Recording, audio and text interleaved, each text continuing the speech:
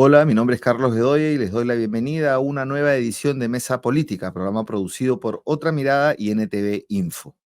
Siguiendo con la reflexión sobre la descomposición del sistema político peruano y todos los males que surgen a partir de ello, como la crisis de seguridad, la crisis económica o que las economías ilegales estén interviniendo directamente en la formulación de las leyes como nunca antes, vamos a reflexionar en este programa sobre si el Perú es ya un Estado fallido y en todo caso cómo salir de esta situación y avanzar a la construcción de una nación que defienda sus intereses, pero que sepa dónde va, ¿no?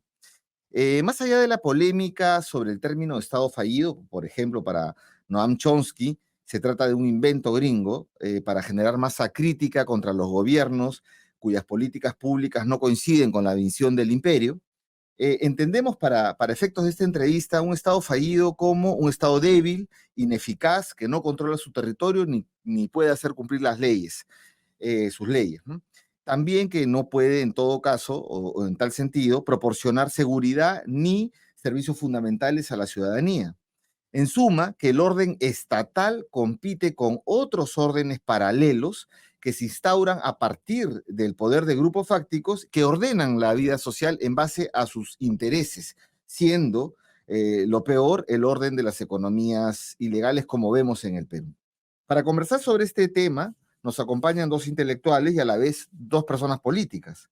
De un lado, el sociólogo Nicolás Lynch, profesor principal de la Facultad de Ciencias Sociales de la Universidad Nacional Mayor de San Marcos, también miembro del comité de Otra Mirada, del comité editorial, y está con nosotros también la socióloga Alejandra Dinegro, que es especialista en plataformas digitales de empleo, gestión de proyectos y gestión pública. Bienvenido, Nicolás, bienvenida, Alejandra. Buenas tardes con todos, Alejandra, Carlos. Buen día, Carlos. Muchas gracias por la invitación. Buen día también, Nicolás. Gracias a ustedes y qué gusto poder conversar un poquito sobre ese tema tan importante. Para ambos, ¿no? ¿Qué entienden por Estado fallido o cuál es el mejor término para lo que estamos viviendo? ¿Qué características, no? ¿El Perú ya es un Estado fallido o como le podamos denominar a algo que no funciona o que ha devenido ineficaz? Y en todo caso, ¿qué consecuencia política trae ello? Entonces, comenzamos. Alejandra, ¿qué te parece si comenzamos contigo? Claro que sí, muchas gracias, Carlos. Bueno, creo que para poder calificar si somos un Estado fallido o no, definitivamente van a haber varias aristas de ingreso al tema, ¿no? Desde el punto de vista académico, más filosófico y por supuesto también partiendo de la realidad. Entonces yo quiero enfocarme en esta entrevista partiendo justamente por esa realidad, ¿no? Tú mencionabas y nos decías que la población percibe que somos un Estado fallido en el sentido de qué? De que las instituciones básicas son endebles y no funcionan, ¿no? Y esto es algo no solamente en los últimos 2 años, 3 años, ni 5, ¿no? Sino que es una permanencia en el tiempo bastante importante. Estamos hablando de las últimas, al menos desde mi punto de vista, 2 décadas, ¿no? Y eso se expresa, por ejemplo, los niveles altos de inseguridad, de criminalidad, la corrupción generalizada, que es una realidad más que una percepción, ¿no? La desigualdad, la exclusión social es también otra realidad y por supuesto no hay una relación con aquello que entendemos como Estado, ¿no? Entonces no podemos decirles, por ejemplo, a todas esas familias cuyos niños menores de 3 años están muriendo por tener minerales en la sangre o no alimentos en sus casas, de que el Estado somos todos, ¿no? Para ese tipo justamente de situaciones, pues no hay Estado. Y por supuesto, otro factor más que es la inestabilidad política, ¿no? Entonces, yo repito, hay varias aristas para ingresar, pero somos una especie de lo que decía también el colega Héctor Béjar, ¿no? Hay una especie de convivencia entre lo que se llama las mafias a nivel estatal, ¿no? Y la plebe, en el sentido no peyorativo, sino más bien todas estos poderes que también giran alrededor de un Estado cada vez capturado, ¿no? Por las mafias, pero que además conviven con ella y también son parte de un tejido social, político, económico, cultural y también, ¿no? Desde el punto de vista de la propia reflexión, ¿no? De nación y país que somos, que se entrecruzan. Entonces hay una definición bastante compleja, ¿no? Pero además hay referencias que son bastante foráneas para poder hablar de un Estado fallido con las características per se que tenemos en nuestro país. Bien, Alejandra, bueno, interesante lo que señalas. Escuchemos directamente. Nicolás, ¿tú cómo lo ves? Yo tiendo a simpatizar más con la idea de Chomsky, ¿no? Creo que no es una discusión terminada, ciertamente, pero muchas veces cuando se habla de Estado fallido, se habla sobre una situación o una entidad, en este caso un país, que hay que desechar, ¿no? Y esa tentación de hablar de Estado fallido vía botemos el Perú a la basura no me gusta, ¿no? Por eso yo, antes que Estado fallido, prefiero hablar de crisis del Estado. Sí, tenemos una crisis estatal honda. Y digo esto a partir de una reflexión que he desarrollado en los últimos años. Cuando se desató esta crisis política del año 2016, que tiene su primera vuelta de esquina, digamos así, con la caída de Pedro Pablo Kuczynski en marzo del 2018, yo hablé de una crisis de régimen. Varios hablamos de una crisis de régimen, es decir, de una crisis de las instituciones en las que se expresa el Estado. Sin embargo, cuando fueron pasando los años y se cambiaban gobiernos, se cambiaban ministros, se cambiaban presidentes, incluso se planteaban reformas institucionales, y la crisis no se solucionaba, sino por el contrario se ahondaba, varios empezamos a hablar de una crisis de Estado. ¿Qué cosa es el Estado? El Estado no es sino la condensación de los intereses de dominación de determinados sectores sociales, ¿no? Tanto en nuestro caso nacionales y extranjeros, porque nosotros tenemos una relación internacional y doméstica en nuestra estructura de dominación, ¿no? Entonces, lo que está en crisis, creo, para poder explicarnos el conjunto de la película, no es solo gobierno, no es solo el régimen, es, yo creo, esa condensación de relaciones de dominación que Francisco Durán tan brillantemente señaló como captura del Estado. Y aquí un pie de página. El que lideró esta captura del Estado, el autócrata Alberto Fujimori, está hoy día siendo, entre comillas, homenajeado por este Estado con 3 días de duelo nacional. ¡Qué vergüenza!, ¿no? Justamente el individuo que nos metió en esta crisis, en este modelo de captura del Estado, que ha devenido en una crisis profunda de la organización estatal. Y quizás para terminar, una cuestión, ¿está asignada por qué cosa? ¿Qué cosa hace explícita esta crisis y qué cosa causa la profunda indignación de la población? No solo sobre el dictador Fujimori, sino sobre el conjunto de la estructura estatal. La profunda corrupción, cuya exposición en el periodo 2015-2016 desata esta estructura del Estado.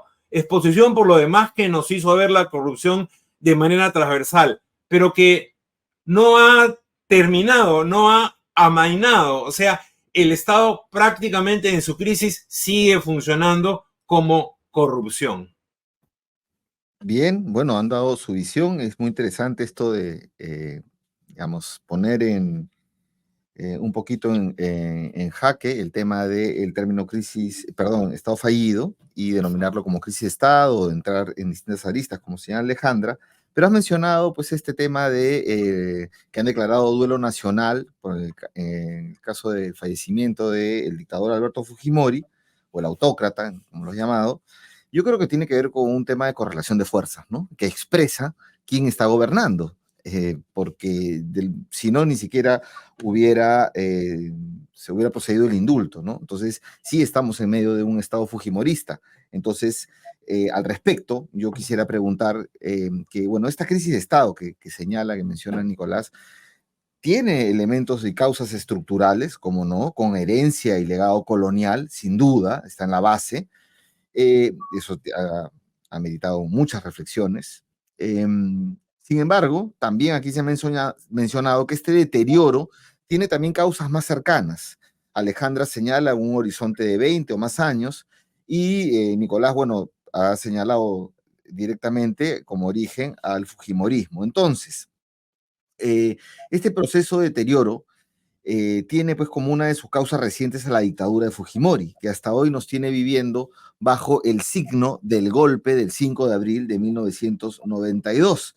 Y entonces, y a propósito del fallecimiento del dictador Alberto Fujimori, ¿cuáles son para ustedes estas características del régimen fujimorista, le vamos a llamar, que persisten y que vivimos todavía, a pesar de que no están directamente en el poder, aunque tienen una correlación de fuerza en este momento como de gobierno, y estas características que persisten y que debemos enfrentar con prioridad.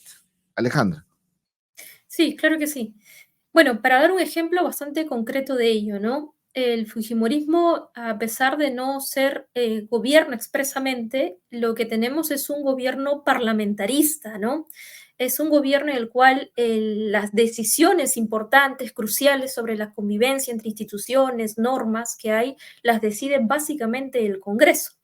Y en el Congreso se expresan, pues, digamos, la preponderancia, ¿no? El mayor dominio de la bancada fujimorista y que además se ha expresado también en poder copar instituciones públicas importantes. Y eso lo ha visto la población, además de las reformas que todavía están en camino y que han sacado, ¿no? Bajo la venia, obviamente, de esta presidenta que por sucesión constitucional está encabezando el actual gobierno.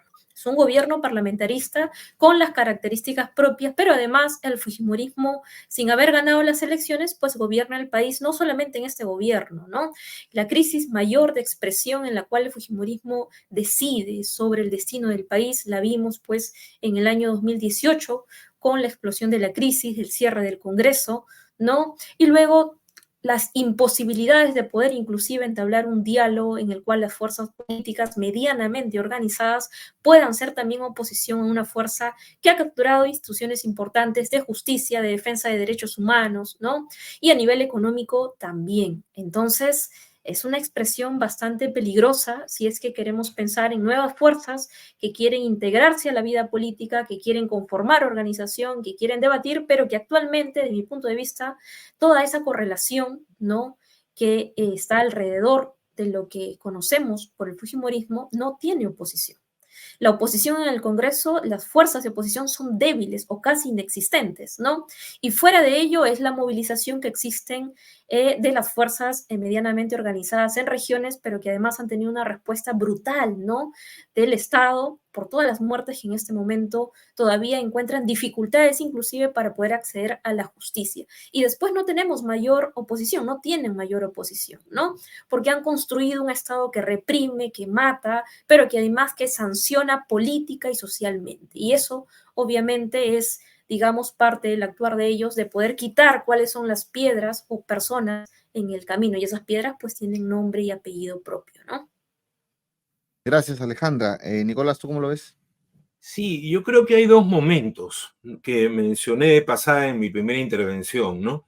El primero es el del golpe. Como tú dices, Carlos, vivimos en los tiempos del 5 de abril de 1992.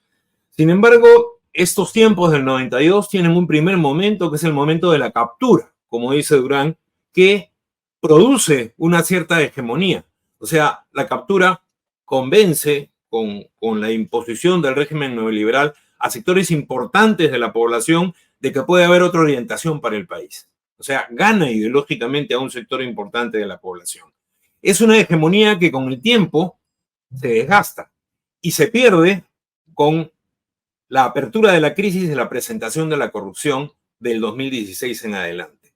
Entonces, primero hay que ver que hubo golpe, que este golpe produjo hegemonía, convencimiento en sectores importantes en un momento mayoritarios, que esto se desgasta, ¿no?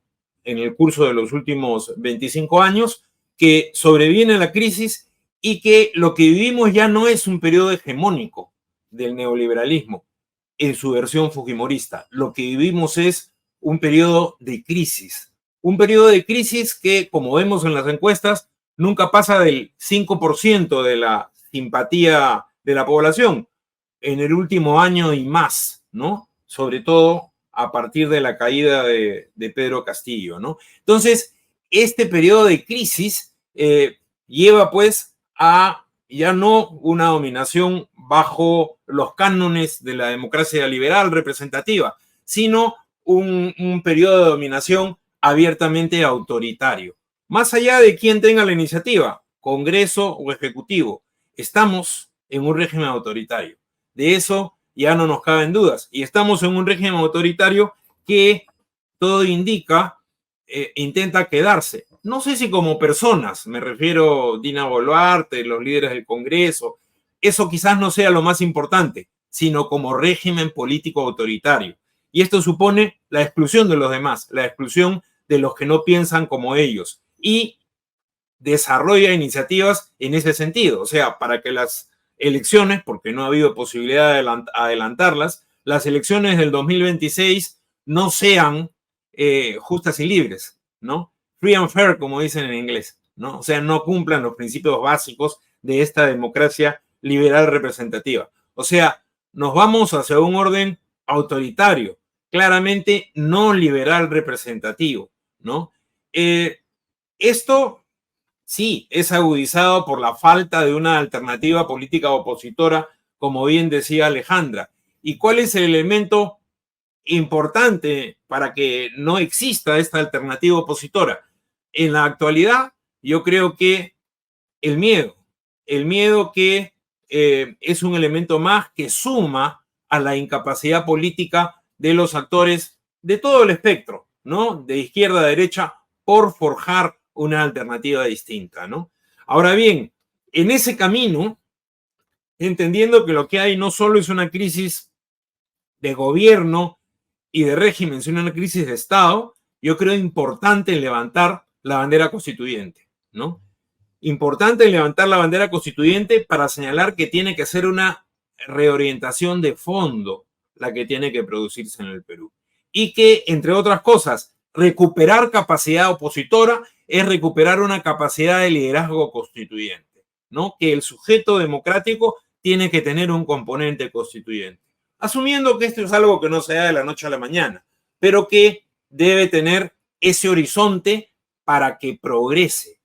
No sé cuánto se demorará, eso sería ser de adivino, pero sí señalar que el país debe tomar otra orientación, ¿no? Para que sea posible como tal, como un Perú democrático en el futuro, ¿no? Bien, pero en ese camino, ya hablando ya de la sociedad, es difícil, ¿no? Para este cambio de régimen, incluyendo una constituyente o cambio de reglas o nuevo pacto, si no hay procesos de politización dentro de la sociedad que exija un cambio institucional. Entonces, en ese sentido, ¿cómo ven este camino de politización de la sociedad? De poder realmente desde las propias bases generar un cambio institucional, un cambio de orden y que no este orden autoritario que tiene pues como característica las economías ilegales, haciendo las leyes, pueda terminar, finalizar. Alejandra, ¿tú cómo ves eso? Sí, sobre este punto es importante porque voy a dar mi punto de vista como joven, profesional, bueno, en este caso que egresa de una institución pública, ¿no? Pero creo que han habido actores que han ido surgiendo últimamente y que a veces el campo académico y político, específicamente partidario, suele no verlo, no reconocerlo, ¿no? Y estos actores han encontrado sus formas de poder hacer política, ¿no? Son formas más locales, más regionales, ¿no? Que además se intersectan justamente con estas economías que son ilegales. Entonces, estos nuevos actores que han ido surgiendo, que están fuera, digamos, de lo que cosmopolitamente podemos percibir, a su vez irrumpen dentro de la política, pero con estas prácticas, ¿no? Que no necesariamente son también democráticas, son también, digamos, no informales o no ilegales, ¿no? Pero aparte de estos nuevos actores, la población también encuentra formas de politizarse de alguna u otra manera, ¿no? No necesariamente organizada. 8 de cada 10 jóvenes, por ejemplo, no se organizan, no forma parte ni siquiera de un equipo de fulbito de su barrio, ¿no? Entonces, ¿cómo podemos llegar a esos jóvenes que además 6 de cada 10 está pensando en irse del país, ¿no? Por ejemplo. Otro aspecto es que, digamos, los sectores más autónomos, de trabajadores medianamente autónomos que han tenido la posibilidad de educarse, ¿no? Encuentran su forma de politizarse. pero no resulta siendo atractivo las actuales formas organizativas que hay y por eso buscan fuentes de escape propios, ¿no? Para poder organizarse. Creo que aquí el rol clave y fundamental es cómo politizar. Yo estoy de acuerdo, por ejemplo, con Nicolás en todo el debate constituyente, pero yo prefiero partir al revés, ¿no? ¿En qué sentido? A la población es importante decir, las medicinas que tú estás comprando son caras porque hay un monopolio de la medicina, ¿no? Pero ese monopolio de la medicina se ampara en una norma y esa norma es la Constitución. Entonces, prefiero partir por ese debate de abajo, ¿no? Para poder explicar y llegar a una, digamos, reflexión mayor. Y así con otros ejemplos más. Si ese jovencito que no tiene derechos laborales y que paga derecho de piso con su vida y con su trabajo, ¿no? Porque hay regímenes laborales dispersos, porque no tenemos un código de trabajo, porque efectivamente no respetan ninguna norma laboral, está amparado en una norma mucho más grande que es obviamente la Constitución. Y así se podrían dar muchos más ejemplos vinculados obviamente a la vida terrenal. Y creo que eso es importante hacer y es un trabajo pues digamos que dentro del espectro político, al menos progresista de izquierda, se hacía en los años 80, ¿no? Se hacía en los años 70, donde habían inclusive líderes políticos que eran mucho más jóvenes que yo. Pero es importante darle a la población, y con esta idea termino, Carlos, una idea, digamos, un nuevo mito en qué creer, ¿no? La gente busca esperanza en este momento. Hay un grito ahogado de los jóvenes, ¿no? Por ejemplo, en Argentina ese grito se expresó en su determinado momento y tienen el gobierno que tienen ahorita, ¿no? Que es conservador y que es casi psiquiátrico, por decirlo de algún modo.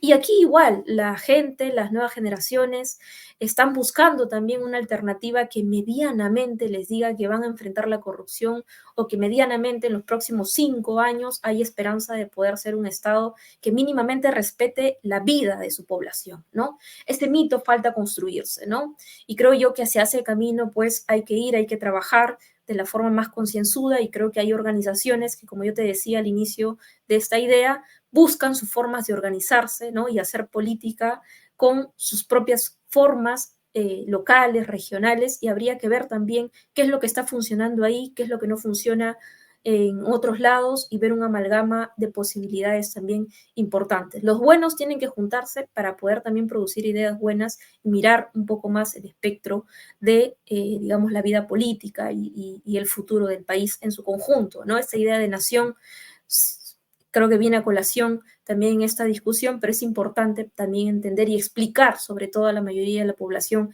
qué somos, ¿no? Y hacia dónde vamos. Bien, y en tu caso, Nicolás, ¿cómo Bueno, politizar hacia un orden nacional popular? Te afino la pregunta. los activistas no siempre nos encontramos en esta sociedad tan grande que es el Perú, ¿no? Mi último libro lo desarrollé después de 18 talleres que llevamos adelante entre el 2021 y el 2023, ¿no?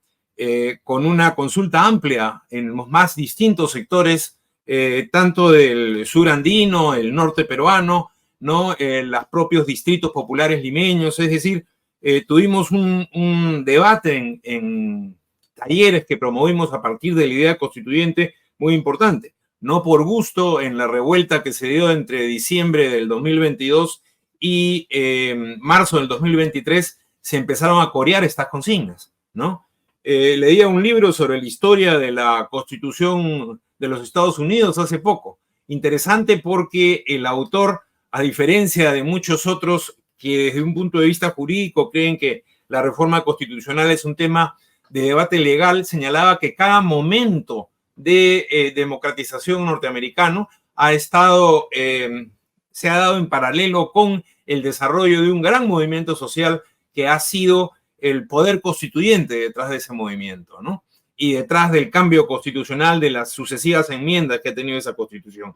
Esto nos hace ver la actualidad del debate constituyente en el mundo, la actualidad y la materialidad del poder constituyente en cada momento de transformación social, ¿no? Y en eso estamos, ¿no? En eso estamos. La última encuesta, por alguna razón, no habrán hecho más de noviembre del año 2023, hace 10, 11 meses, ¿no? Señalaba que entre los peruanos que quieren una reforma profunda de la Constitución y los peruanos que quieren una nueva Constitución, el 89% estaba de acuerdo, ¿no? O sea, se mantiene la idea constituyente como una cuestión central, ¿no? Yo para terminar diría que sí, que la recomposición de la oposición democrática en este país va por allí, ¿no? Que si alguna lección nos debe dejar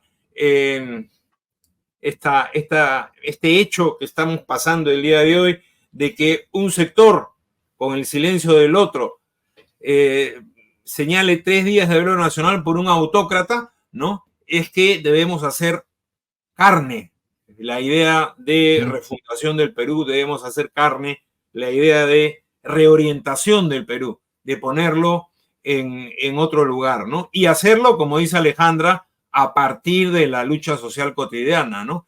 Eso es lo que forma el sujeto constituyente y eso es lo que eventualmente nos dará un nuevo pacto para convivir entre los peruanos, ¿no? Bien, pero hay este nivel de hartazgo. Tú has mencionado encuestas y las que sí hay de hace un mes, de agosto, las últimas que yo he podido revisar, julio sobre todo, pues el Congreso, la presidencia tienen niveles de desaprobación que pasan el 90%, ¿no? Y este hartazgo no solamente se expresa, solo se expresa en las encuestas, ni tampoco es que sea solo con indiferencia en movilizaciones, sino se está expresando con cierta violencia. Basta ver cómo reciben a Dina Boluarte, a los ministros, a Rafael López Aliaga en distintas localidades del país. No pueden acercarse porque les tiran piedras, les echan orines, etcétera, ¿no? Entonces, ¿cuál es la posibilidad de revertir este régimen y este estado, esta crisis de Estado, sin que esto implique niveles de conflictividad social que deriven en un estallido, por ejemplo? Alejandra. Sí, claro que sí. Bueno, la población identifica, ¿no? Y personifica además su rechazo, ¿no?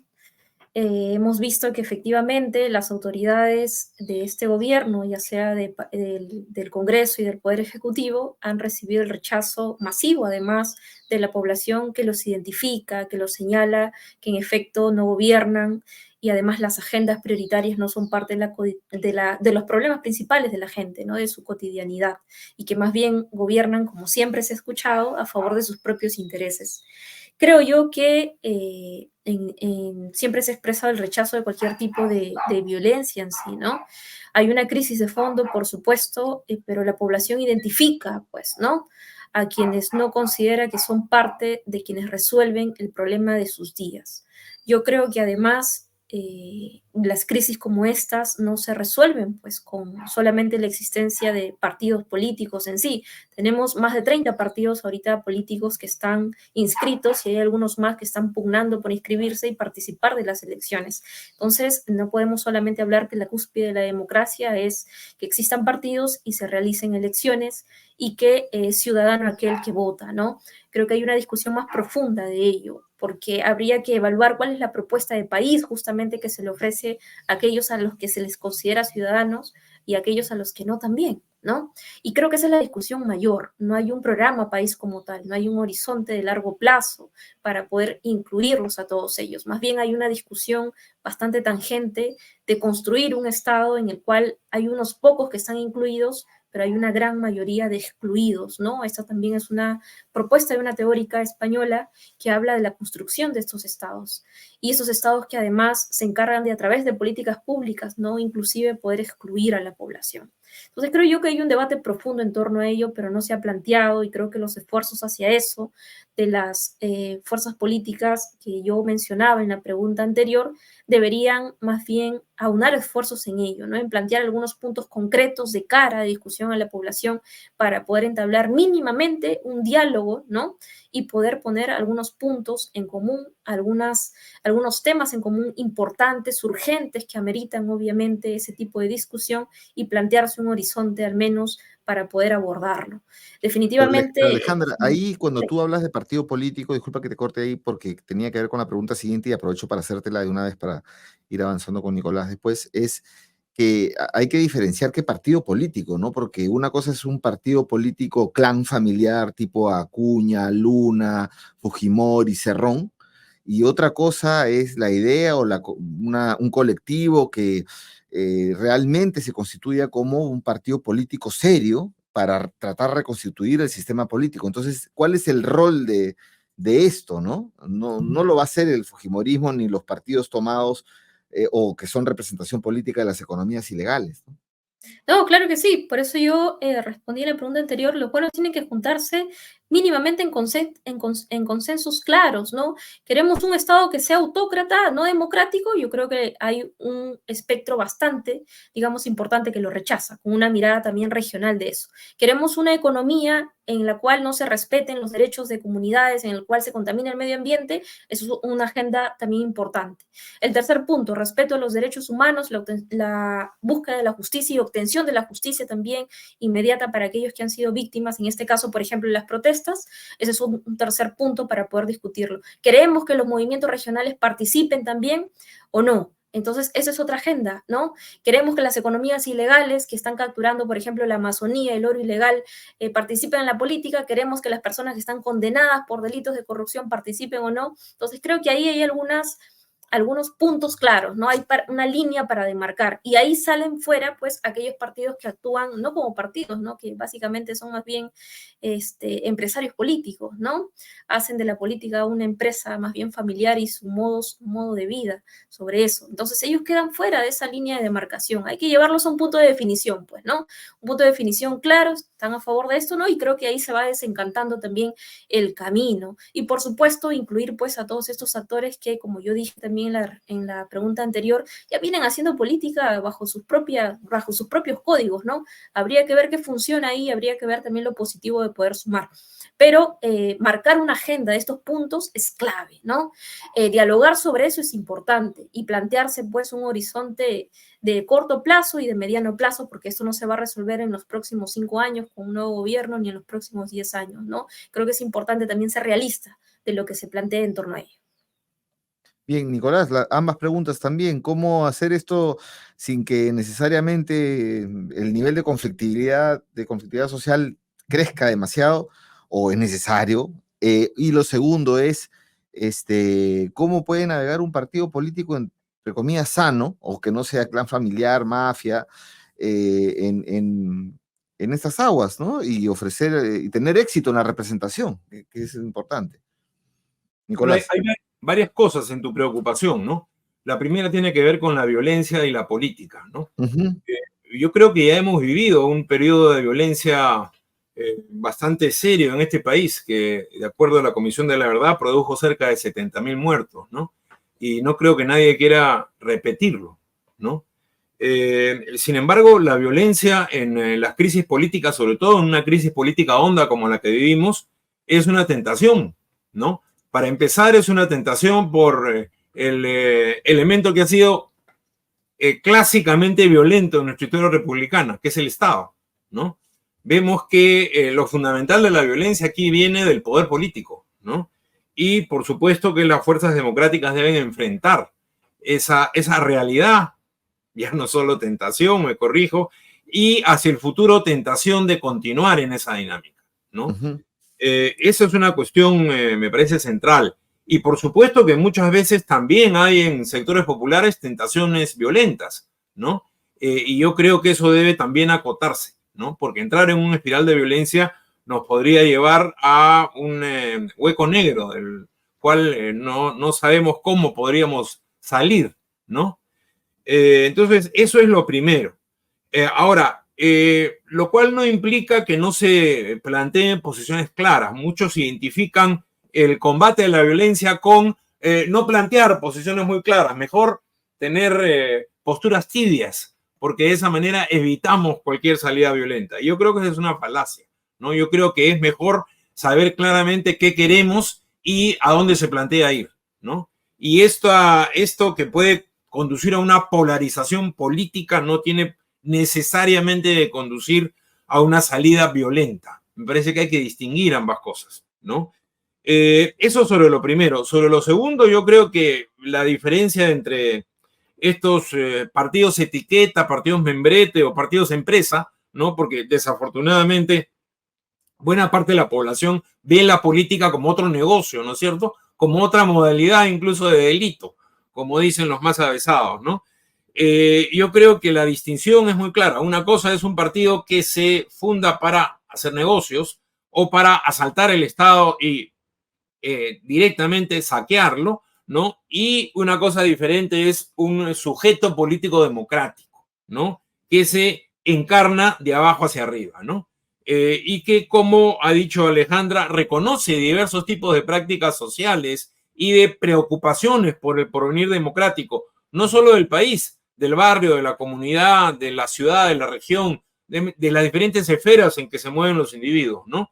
Y yo creo, lógicamente, que hay que apostar a lo segundo, ¿no? A construir un sujeto político democrático, ¿no? Que es lo que le da seriedad, que haya relación con el lugar, con el espacio donde se mueve, y que de allí, pues, surja, lógicamente, un horizonte programático, ¿no? Me parece que esa es la conclusión, digamos, a la que yo llego de nuestro diálogo, ¿no? Por ahí va. Ahora, detalles es muy difícil desde, digamos, el hoy de esta crisis dar detalles, pero creo que esa es la orientación general, ¿no? Bien, bueno, muchas gracias, Nicolás. Muchas gracias, Alejandra. No sé si quieren agregar algo más. Si no, estaríamos ya cerrando esta interesante conversación. Bueno, sacando algunas conclusiones efectivamente de esta crisis de Estado, que es un término más global y comprensivo para nosotros, ¿no? No solamente crisis de gobierno ni crisis de régimen.